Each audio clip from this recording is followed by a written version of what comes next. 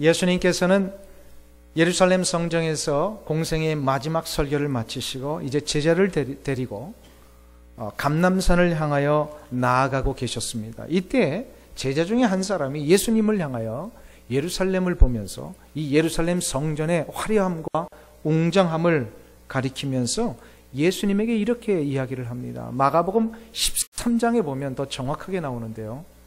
선생님이여 보시리 어떠하며 이 건물들이 어떠합니까?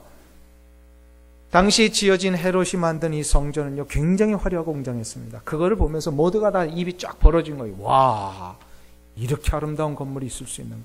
제자들도 거기에 다 혹했어요. 그래서 예수님 한번 보세요. 얼마나 성전이 아름다운지. 이때 예수님이 마가복음 13장 2절에 보면 뭐라고 말씀하시면 내가 이 큰 건물들을 보느냐 돌 하나도 돌 위에 남지 않고 다 무너뜨려지리라. 이렇게 말씀을 하십니다.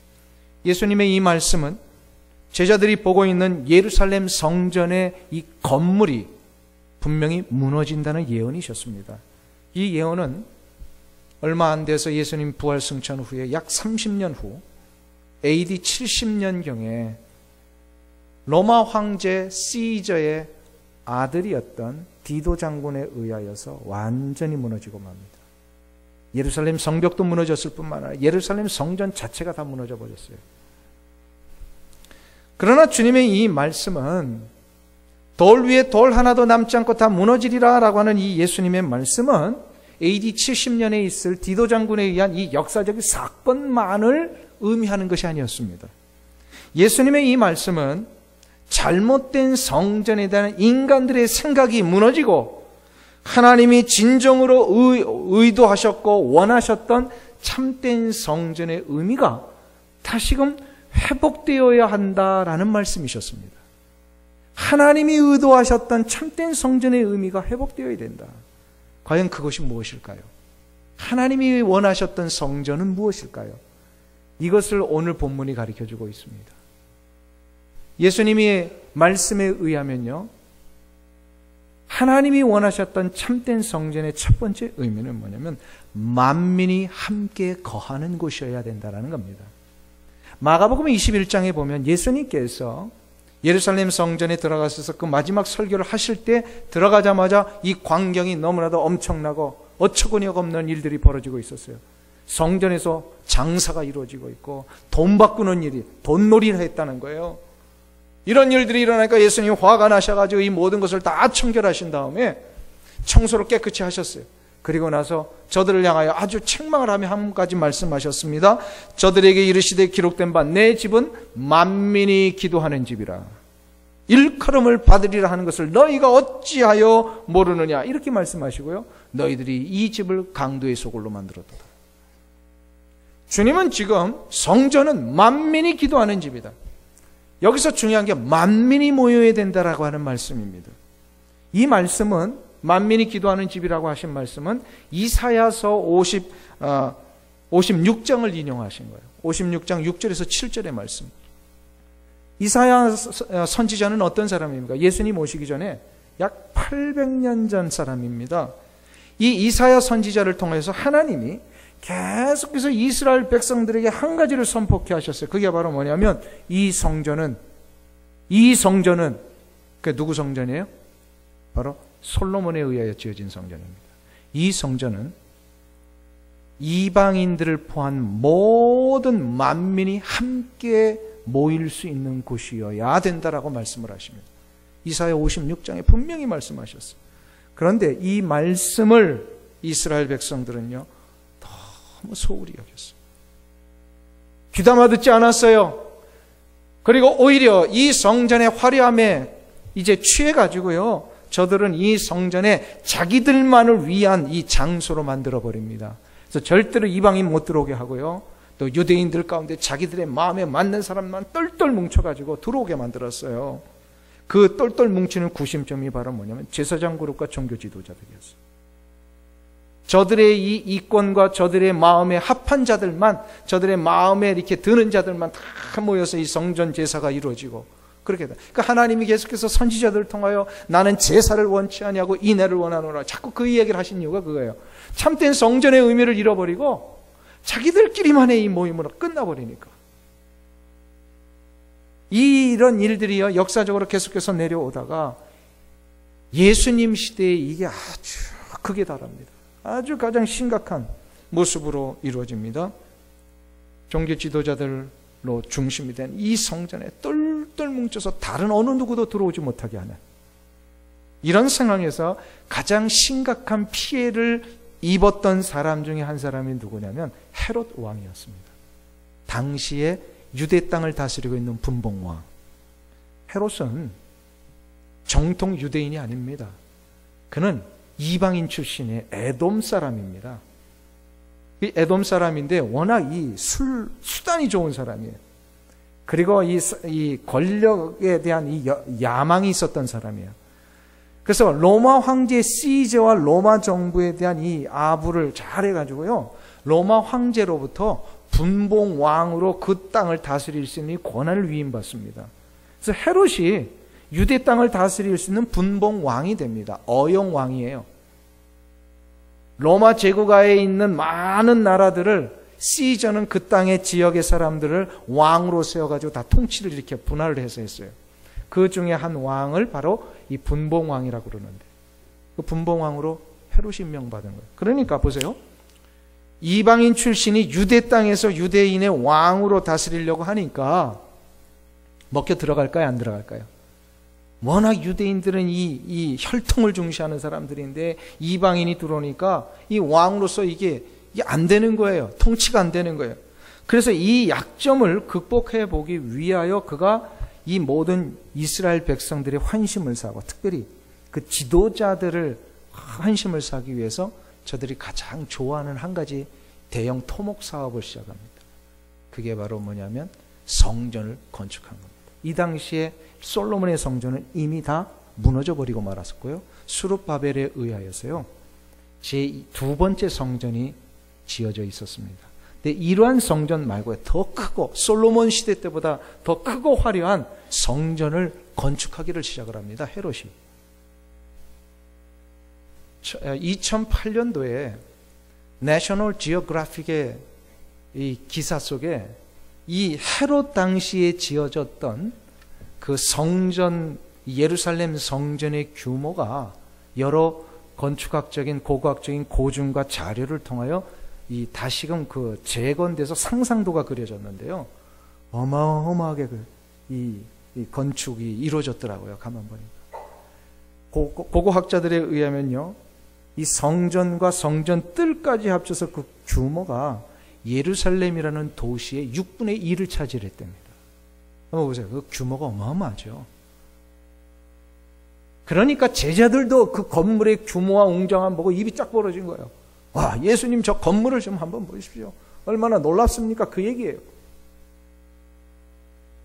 이렇게 건물을 지어놓고 자신의 출신 성분을 이제 극복하고 유대인들의 환심을 사기 위하여 대형 이 건축을 시작했던 이 헤롯.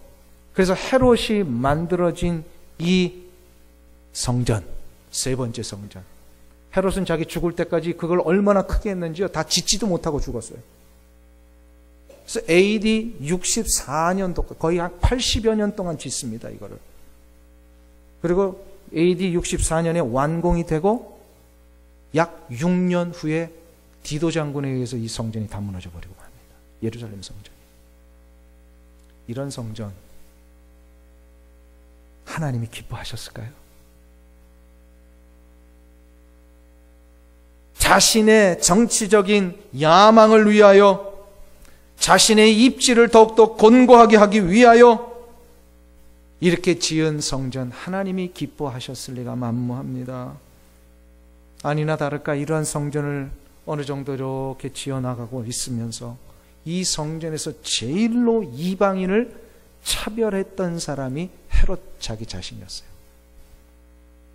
종교 지도자들의 마음에 다 합한 일을 해놓고서 자기가 이제 유대인으로 개종해서 왕이 됐으니까 이제부터는 자기가 유대인이 되었다라고 하는 그런 그 자신의 과거의 컴플렉스를 해결하기 위해서 다른 사람들을 더 차별을 하게 되죠. 마치 이런 거죠.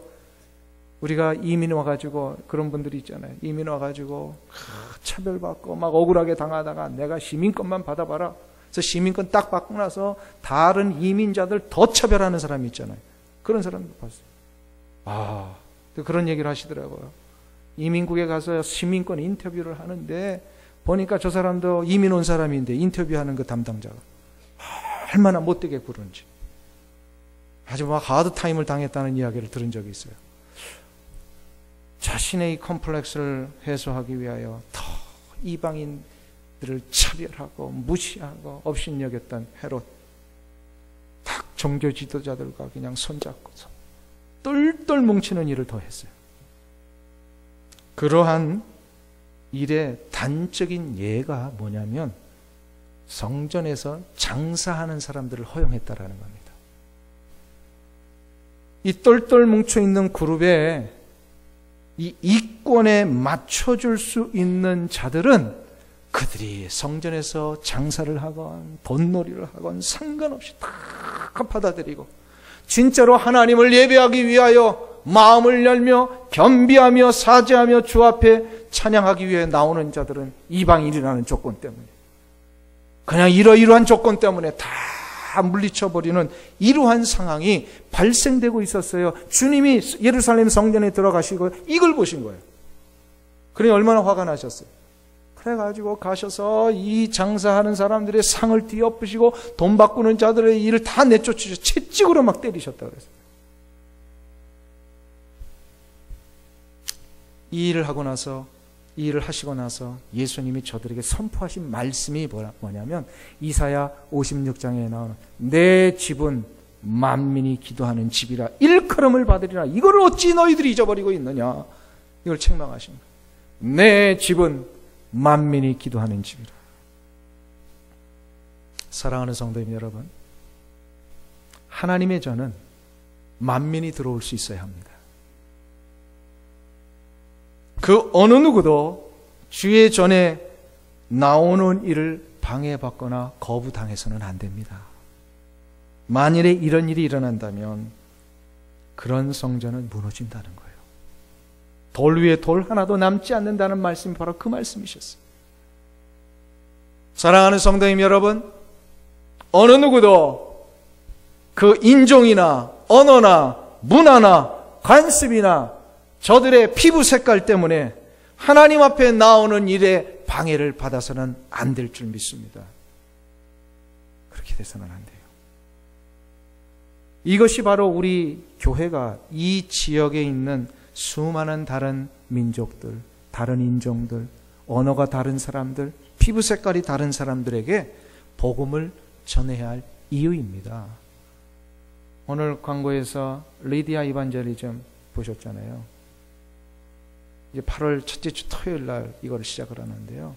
이 리디아 이반젤리즘은 뭐냐면 이 지역에 있는 우리와 다른 이 멕시칸들, 또 베트남 사람들, 우리와 언어와 인종이 다른 사람들에게 예수 그리스도의 사랑을 전하고 복음을 전하기 위한 행사입니다. 그래서 저들이 필요한 물품을 우리가 다 도네이션 받아서 거저 나눠주고 그것을 받으러 온 사람들에게 나눠주면서 예수 그리스도의 복음을 잠시 전하는 거예요. 붙들고 전하는 거예요. 사랑을 전하는 거예요. 이거 한다고 뭐 우리 교회 성도들의 숫자가 느는 것도 아니에요. 그들이 우리 교회 예배당에 나와서 예배를 드리는 것도 아니에요. 그러나 뭐예요? 저들이 하나님의 거룩한 존전에 나올 수 있는 길을 자꾸 열어주는 거예요. 이것이 바로 교회가 해야 할 일이라고 믿습니다. 지금 미국은요, 전 세계 모든 인종이 다 모여서 한 가치와 방향을 이루며 살고 있는 아주 세계에서 보기 드문 아주 독특한 나라입니다. 이 나라가. 그래서 멜팅 팟이라고 그러잖아요. 어떤 언어와 어떠한 그 문화와 관습을 가지고 어떤 나라에서 왔어도 이 나라에 들어오게 하면 다 녹아서 하나의 미국이 되는 거예요. 그래서 우리 주변에도 보세요. 얼마나 다른 인종들이 많이 있는가. 특별히 이 오렌지 카운티에요. 모슬렘 사람들이 60만 명 산대요. 알고 계셨어요? 1년에 한 번씩 오렌지 카운티에서 이 모슬렘 사람들의 행사가 있어요. 그를 위하여서 막 전도하고 이런 일들이 많이 있습니다. 보세요. 이 지역에 우리 미국 땅에 공산국가에서 온 사람들, 모슬렘 땅에서 온 사람들, 복음을 전하러 우리가 나가야 될 그 땅에 있는 사람들이 이곳에 다 와 있어요. 지금 선교의 전략들이 새로운 한 가지가 지금 개발되고 발전되고 있는데, 그게 바로 뭐냐면 그 모슬렘 땅에 저 아프리카 오지에 한 가정이 가서 선교를 하려면 너무너무 막 많은 시간이 준비되어야 되고요. 너무나도 많은 경제적인 준비가 이루어져야 되고, 또 어린아이와 그 가족이 다 같이 가야 되는 수고가 있어야 되고. 그런데 그 모슬렘 땅에 떠나서 이 미국에 와 있는 그 모슬렘들이잖아요. 그들을 한 사람 변화시켜서 제대로 복음을 전해서 그들을 훈련해가지고 그들을 자기가 떠나온 땅으로 보내는 선교사가 될 수 있다면요, 인종이 다르고 언어가 다른 한국 사람 같은 사람들이 가서 복음을 전하면 몇 배의 효과를 더 거둘 수 있다는 거예요. 이게 새로운 선교 전략이에요. 어느 민족, 어느 인종이든지 누구나 다 주의 전에 나오는 것을 다 용납해서 예수 그리스도 안에서 하나 될 수만 있다면 이 시대는요, 복음의 놀라운 역사들이 분명히 이루어지게 될 줄로 믿습니다. 또한 만민이 모이는 곳이 되기 위해서는요, 그 어느 누구도 자신의 직업이나 교육이나 물질의 소유 여부에 따라서 하나님의 거룩한 존재에 나오는 일에 방해를 받아서는 안 됩니다. 이것이 바로 우리 교회가 이 지역에 있는 그 어느 누구에게도 교회의 문을 열어야 할 이유이기도 합니다. 특히 교회는 가난하고 소외된 자들이 기꺼이 들어올 수 있도록 그 문턱을 낮춰야 합니다. 문턱을 낮춰야 돼요. 문턱을 낮추기 위해서는 어떻게 해야 되죠? 저 현관문에 있는 문턱을 뜯어버리면 되는 거예요? 그 이야기가 아니죠. 교회 문턱을 낮추라고 하는 것은 뭐냐면 현관문 문턱을 뜯는 게 아니라 우리의 그동안 가지고 있었던 편안함을 뜯어내야 합니다. 즉 우리가 기꺼이 불편함을 감수할 수 있어야 된다는 거예요. 우리는 너무나도 익숙해져서 이 교회에 나와 예배 드리는 것 아무런 생각 없이 드릴 수 있지만, 처음 주의 전에 나오는 사람들, 특별히 우리와 언어와 문화가 다른 사람들은 이 교회에 나오는 거 굉장히 어렵습니다. 쉽지가 않아요. 그런데 그 쉽지 않은 문제를 해결하는 첫 번째 방법이 뭐냐면 우리가 누리고 있던 편안함을 먼저 좀 희생해야 돼요. 기꺼이 불편함을 감수해야 돼요. 그래야만 저들이 쉽게 올 수가 있어요.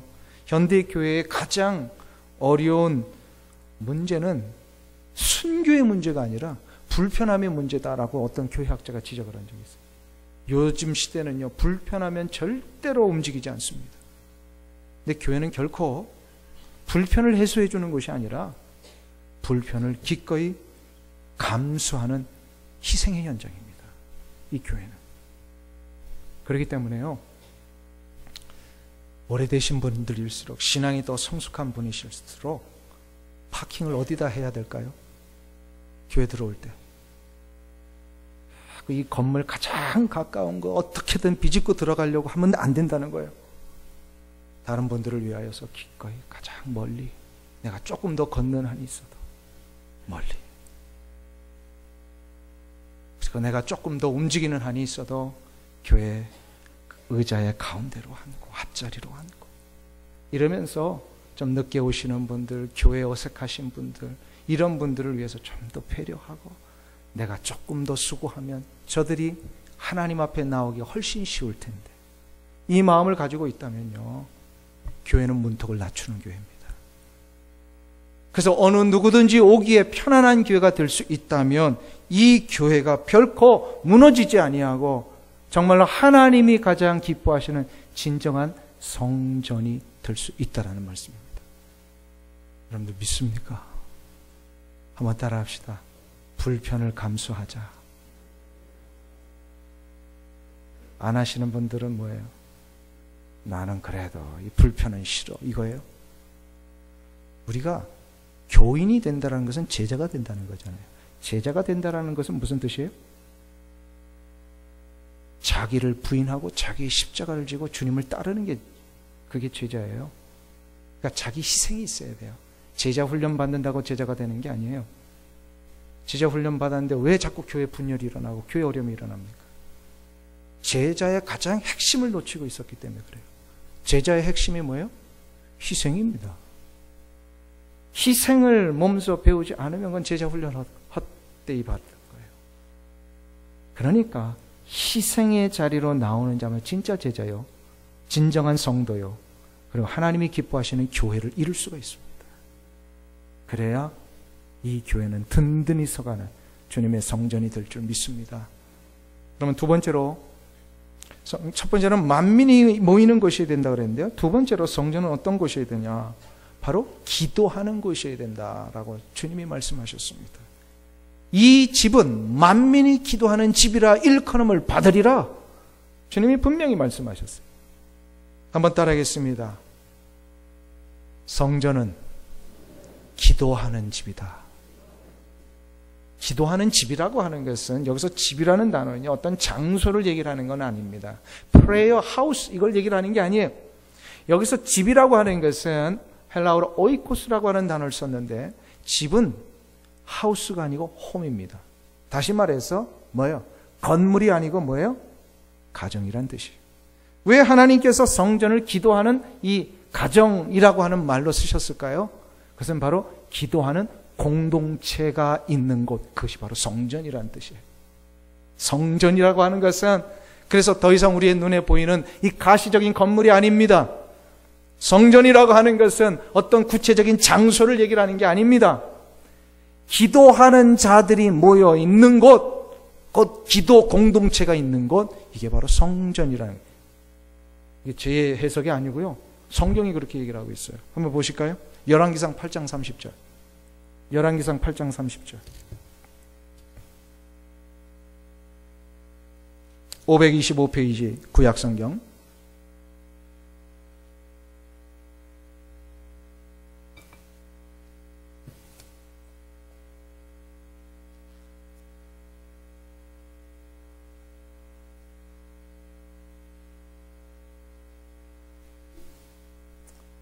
(525페이지) 열왕기상 8장 30절 같이 합독합니다.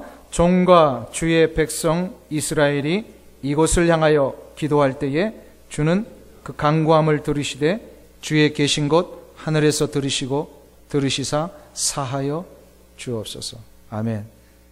이 말씀은요, 솔로몬이 자신의 그 성전을 건축하고 나서 하나님께 봉헌식을 올려드리며 드렸던 그런 간구의 내용입니다. 무슨 얘기냐면 솔로몬이 아버지 다윗의 유업을 이어받아서 이제 하나님의 전을 정말로 아름답고 멋있게 건축을 했어요. 근데 분명히 그는 이 전을 건축하면서, 성전을 건축하면서 한 가지를 알고 있었어요. 바로 뭐냐면 자기가 아무리 화려하고 완벽하게 건물로 지어도 이 건물 자체에는 하나님을 모실 수 있기는 너무나도 부족하다는 거예요. 왜요? 하나님은 전능하시고 거룩하시고 하나님은 무소부재하시고 정말로 모든 시간을 뛰어넘는 그런 거룩하신 하나님, 창조주 하나님을 어찌 인간이 만든 이런 건물 안에 우리가 모실 수 있겠느냐 이 말이에요. 그걸 자기가 알았어요. 그래서 열왕기상 8장 26절에 27절에 보면은 우리가 지금 읽은 본문 바로 조금 앞으로 한번 가보세요. 이렇게 고백을 합니다. 하나님이 참으로 땅에 거하시리까 하늘과 하늘들의 하늘이라도 주를 용납하지 못하겠거든 하물며 내가 이 건축한 이 전이오리까. 무슨 얘기예요?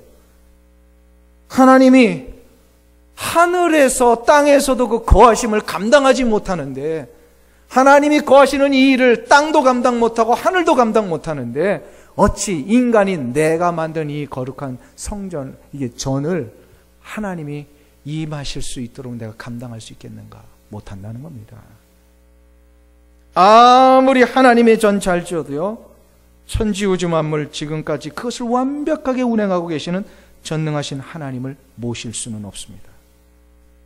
그래서 솔로몬은 이 자기가 지은 성전에 하나님을 모시겠다고 하지 않고요, 자신과 온 백성들이 그 전에서 혹은 그 전에 오이지 못하면 그 전을 향하여서 기도할 때마다 하나님께서 하늘에서 들으시고 응답해 주시고 이 모든 문제들을 해결해 달라고 하는 이 간구를 하고 있습니다. 근데 간구의 그 핵심이 뭐냐면요. 무슨 기도를 하냐면 딱 한 가지입니다. 죄에 대한 회개 기도를 하고 있어요. 그래서 열왕기상 8장 31절부터 53절까지가 성전 건축하고 봉헌 기도를 올리는 거거든요. 근데 봉헌 기도를 올리는데 케이스마다 다 다른 기도를 올리지만 다 동일하게 그 케이스마다 사죄의 기도를 올리고 있어요. 사죄의 기도. 31절부터 53절까지 보면 첫 번째로 개인이 죄를 지었을 때 하나님 이 전을 향하여, 그리고 이 전에 모여서 기도할 때 하나님 용서해 주옵소서, 이 간구를 하는 거예요. 봉헌식 날에. 그리고 이스라엘 민족 전체가 혹시 죄를 지었다면 하나님 이 전에 모여서 혹은 이 전을 향하여 기도할 때 용서해 주옵소서. 죄 때문에 이 유대 땅과 이스라엘 땅에 가뭄이 들고 전염병이 들고 기근이 든다면 주여 우리가 죄를 회개하오니 용서하여 주옵소서. 전쟁이 일어났을 때 혹은 이방인들이 죄를 지었을 때, 우리가 죄를 지어서 포로로 잡혀갔을 때 우리가 이 전을 향하여 기도한다면 주여 우리의 죄를 용서해 주시고 응답해 주옵소서. 용서의 기도, 사죄의 기도를 계속해서 하고 있는 거예요. 여기서 솔로몬은 한 가지를 분명하게 정리하고 우리에게 가르쳐 주는 겁니다. 무슨 얘기예요? 성전은 결코 전능하시고 거룩하신 하나님이 거하실 수 없는 너무나도 부족한 곳이지만 하나님의 은혜와 용서를 구하는 자들이 사죄의 기도를 드릴 때마다 하나님은 그곳에 임재하셔서 우리를 용서해 주신다는 겁니다. 아멘. 그러니까 여기서 아주 중요한 한 가지가, 성전은 건물 지어놓고 여기에 계시옵소서 이게 아니라는 거예요. 성전은 그 어느 곳이든지 나의 죄를 용서해 주옵소서 기도하는 그 현장이 성전이 된다는 거예요. 믿습니까? 이 때문에 다니엘이 이 솔로몬의 그 의도를 분명히 알았기 때문에 포로로 잡혀갔을 때 어떻게 했어요? 하루에 3번씩 기도를 했는데요. 무슨 기도를 했어요? 어떻게 기도를 했어요? 하루에 3번씩 예루살렘을 향하여 창문을 열고, 솔로몬의 기도하고 똑같죠. 이 전을 향하여 기도할 때마다, 다니엘도 예루살렘 전을 향하여서 성전을 향하여 기도할 때마다 하나님이 그의 기도를 들으셨어요. 어떤 기도했을까요? 성경엔 나오지 않습니다. 저는 분명히 확신합니다. 우리 민족이 이렇게 죄를 지어서 하나님 포로로 잡혀왔습니다. 우리의 죄를 용서해 주옵소서. 그거를 다니엘이 기도했으리라고 저는 분명히 확신합니다. 그렇기 때문에 그 기도 때문에 어떻게 해요? 하나님 용서해 주시잖아요. 용서해 주시잖아요. 그래서 이 솔로몬의 이 봉헌 기도를 듣고 나서야 하나님이 너무나도 기뻐하셔가지고 그에게 응답을 하십니다. 너가 제대로 깨달았구나. 너가 이 성전이 뭐 하는 곳인지 제대로 알았구나. 이 성전에 내가 갇혀있는 자가 아니다라는 걸 너가 알았구나 하면서 역대하 7장 13절 14절에서 뭐라고 대답을 하세요? 한번 보세요.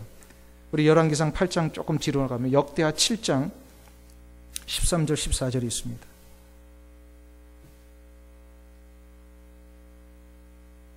역대하 7장 13절 14절은 솔로몬이 봉헌 기도를 끝내고 나서 하나님이 하신 응답의 기도입니다.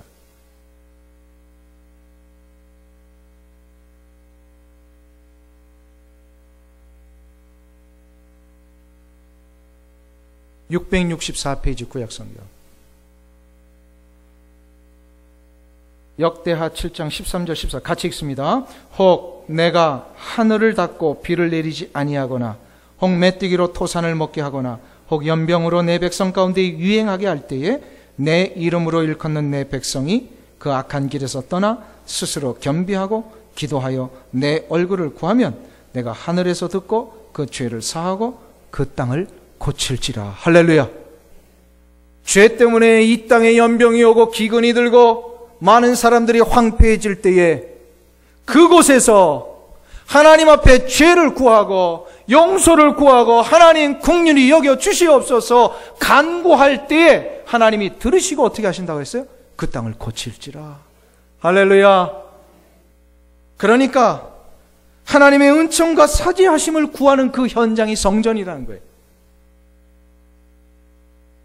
그곳이 성전이 될 때에 하나님은 임재하시고, 하나님이 임재하실 때에 하나님은 이 땅을 고쳐주십니다. 할렐루야. 사랑하는 성도님 여러분, 그래서 어떤 장소가 중요한 게 아니고요, 어떤 건물이 중요한 게 아니에요. 중요한 것은 그 땅을 밟으며 하나님의 백성들이 하나님 앞에 나아가 자신들의 죄를 잡아가고 그 죄를 용서함을 구할 때에 그것이 성전이 됩니다. 성전이 될 때에 어떻게 한다고요? 고쳐집니다. 고쳐집니다. 우리가 예배를 드리기 전에 주일 예배 때마다 1, 2, 3부 공의 하나님의 보좌 앞에 나가기 전에 사죄의 기도를 드리잖아요.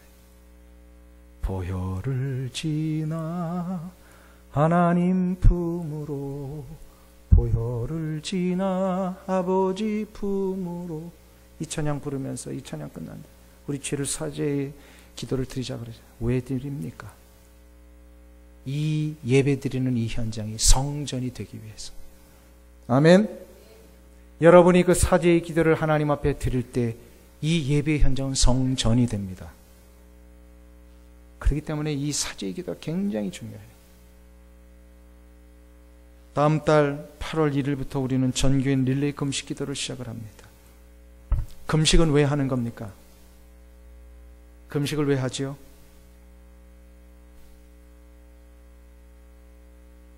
어떤 사람이 금식을 하나님 앞에 땡깡 피기 위해서 하는 줄 알고 있는 사람이 있어요. 왜 그러냐면 애들이 부모한테 땡깡 필 때 어떻게 하죠? 나 밥 안 먹어! 이러면 부모는 어떻게 해요? 벌벌 떨잖아요. 절대로 거기에 말리면 안 됩니다. 자녀들 교육할 때. 근데 마치 우리가 어린애가 부모한테 땡깡 피기 위해서 나 밥 안 먹어! 하듯이 그냥 금식하느냐, 그게 아니란 말이에요. 금식은 그거 아니에요. 우리가 땡깡 피면 어떻게 돼요? 너 그래 땡깡 피워? 어디 해봐. 하나님 내버려 두신단 말이에요. 그게 아니에요. 우리는 언제나 두렵고 떨림으로 하나님 앞에 어떻게든 하나님의 은혜와 긍휼과 자비하심을 구하며 나가야지. 우리가 뭘 잘한 게 있다고 땡깡을 핍니까? 아니에요. 그게 아니에요. 금식은 성경에 보면 두 가지 목적입니다.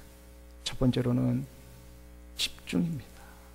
밥을 굶으면서까지 하나님 앞에 내가 이번에는 한번 집중해 보겠습니다. 그리고 두 번째로는 성경에서는 언제나 금식은 자신의 죄를 통해 하는 하나의 외적인 표현이 금식이었어요. 내 죄가 이렇게 너무나도 심각합니다. 하나님, 나의 죄를 용서해 주. 그것을 하나님 앞에 보여줄 수 있는 외적인 액션, 그게 금식이었습니다. 사랑하는 성도님 여러분, 우리가 금식하며 우리의 죄와 허물을 먼저 돌아보며 우리의 간구의 기도를 하나님 앞에 올려드릴 때에 하나님은 어떻게 하신다고 했어요? 역대하 7장 14절에서 우리가 겸비하여 하나님 앞에 기도하고 그 얼굴을 구하면 죄에서 돌이켜서 하나님은 우리의 기도를 들으시고 그 땅을 고쳐주시겠다 약속하셨어요. 아멘. 그러니까 우리가 정말로 겸손하게 우리의 죄를 고백하며 금식하면서 하나님, 우리의 삶에 믿음의 역사를 다시 한번 일으켜 주옵소서. 내가 싸우고 있는 이 영적 싸움 내가 승리할 수 있게 도와주옵소서. 저 영혼을 구원하게 해 주옵소서. 하나님, 이 교회의 다음 세대와 청년 세대들이 다시 한번 일어날 수 있도록 은혜 내려 주시옵소서. 여기에 여러분의 개인의 기도죠. 하나님, 누군가가 지금 아파하고 있습니다. 몸이 지금 심히 연약한 가운데 있습니다. 저분이 투병하고 있습니다. 저분의 이 육체의 아픔을 고쳐 주시옵소서. 이 간구할 때에 하나님은요, 그 땅을 고쳐 주시겠다 약속하셨어요. 땅이라고 하는 것은요, 우리의 삶의 모든 것을 고쳐 주신다는 거예요. 아멘. 이 기도가 여러분의 개인의 골방에서 이루어지잖아요. 그러면 여러분의 개인의 골방이 성전이 되는 것입니다. 이 기도가 하루를 시작하며 땀 흘리기 위하여 나갔던 그 일터의 현장에서 이루어지게 된다면 여러분의 그 일터는 바로 성전이 되는 것입니다. 우리 교회 성도들이 다 모여서 이전에서 그 기도를 드리고 하나님 앞에 나아간다면 우리 교회는 하나님이 기뻐하시는 성전이 될 것입니다. 그래서 한 사람의 기도가 중요해요. 한 사람의 기도. 누군가가 그 시간에 기도하기를 기다리지 마시고요.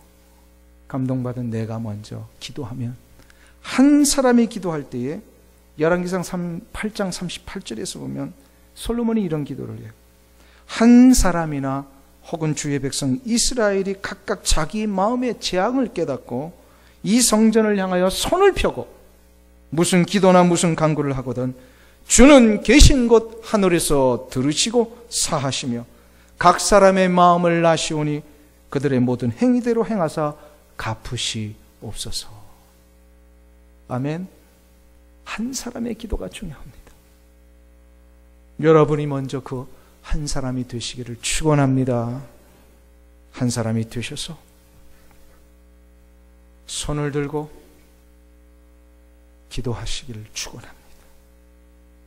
가정을 위해서, 여러분의 일터를 위해서, 그리고 여러분이 속한 인생의 그 길을 위하여, 그리고 우리 교회가 나아가야 할 이 놀라운 공동체의 제목을 위하여 함께 기도할 때에 하나님은 그 기도를 들으시고 우리에게 그 놀라운 은총과 자비의 역사를 부어주실 줄로 믿습니다.